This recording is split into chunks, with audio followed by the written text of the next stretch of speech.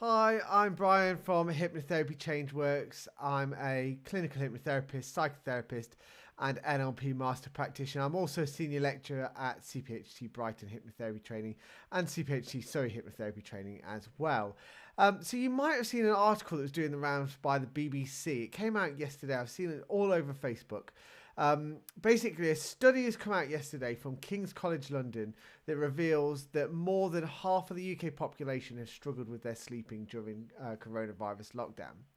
Um, and it got me thinking, I'm not actually that surprised by it because our routines are all out of sync and our stress levels are rising for reasons like worries over our job, security, pressures of homeschooling. That's one of the things that I'm hearing quite a lot in the clinic at the moment, or fear of the pandemic itself.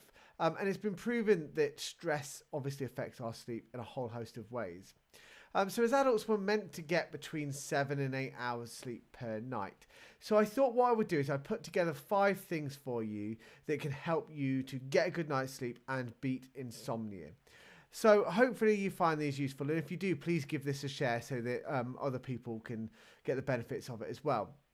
So the first one is routine, and perhaps this is the most important thing to do because I think it can be really tempting to sort of have long lay-ins if you've been furloughed, or if you don't have to get up as early to go to work because you haven't got the commute, you're working from home. But according to Professor Kevin Morgan, who's a sleep expert at the University of Loughborough, he says routine is the guardian of good sleep and it helps protect our sleep. And that we should get up at normal times and go to bed at normal times, however tempting it might be to do otherwise.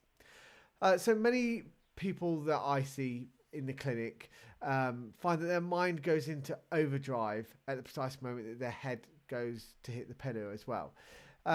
So I think by introducing into your routine part of a wind down before bed, that's really important too. So give your brain the opportunity to switch off before you go to bed. And just so that we're clear, that doesn't mean endlessly scrolling on your phone for a long time, because we'll get to that in a moment and why that's a bad idea.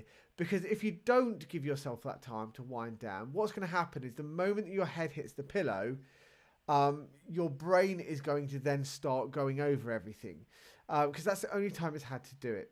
So it's going to do it right at the end of the day when you really want to be going to sleep, but your brain is going, right, time to process everything from the day. The second tip is to do some exercise. Now, you've probably heard already, exercise is like a wonder drug for your mental health. It releases loads of positive chemicals like endorphins and dopamine. You might have heard of like runner's high or something like that. I was talking about that with somebody earlier on today. And it's been shown to improve your sleep as well, particularly when your exercise is done in the daytime. Now, that's in the morning or the afternoon, and there's a reason for that, because what it does is exercise raises your body temperature just by a few degrees, and then by the evening, that body temperature starts to drop down, and as it does so, it starts to bring about a feeling of drowsiness. Also, if you exercise outdoors, you get twice the benefits, as the sunlight helps your body to produce the sleep-inducing hormone, which is called melatonin.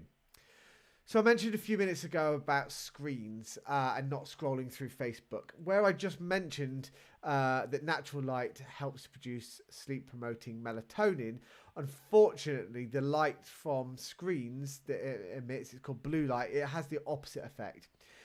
So try and avoid screens for at least an hour before you go to bed. Try and work that into your routine that I talked about just a few minutes ago. And if you must look at a screen, sometimes you must, try turning the brightness down a bit, or if your device has got that night mode that you can put in it, or dark mode it's sometimes called, activate that feature as well. So fourth thing on the list is alcohol. Do you know what? I'll be honest with you, it is true that alcohol can help us get to sleep. However, and this is a big however, it does really affect the quality of our sleep. It really does. Have you ever noticed that when you've had a few drinks that you wake up several times during the night?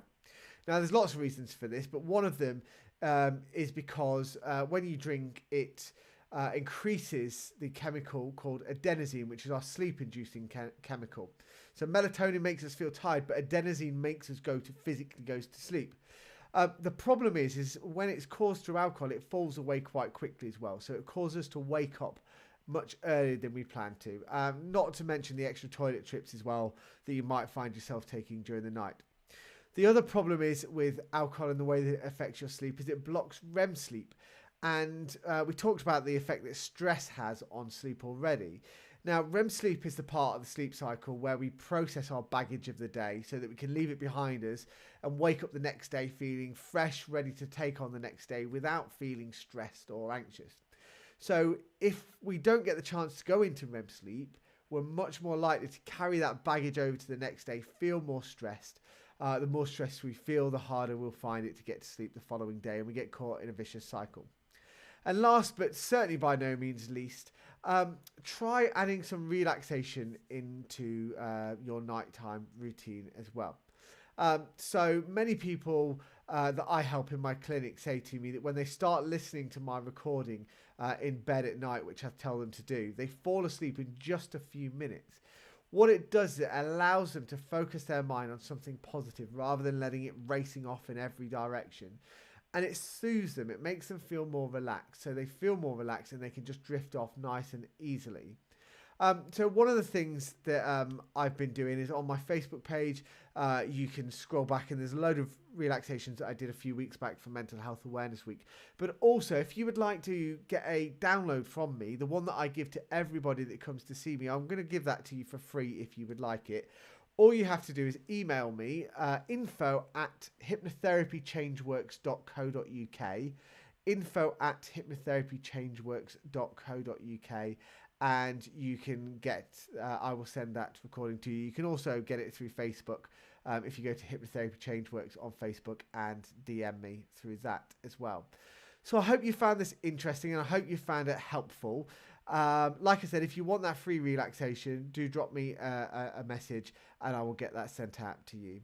So take care of yourself, and yes, I hope you start getting a good night's sleep very soon when you put those tips into action. Take care then. See you later. Bye.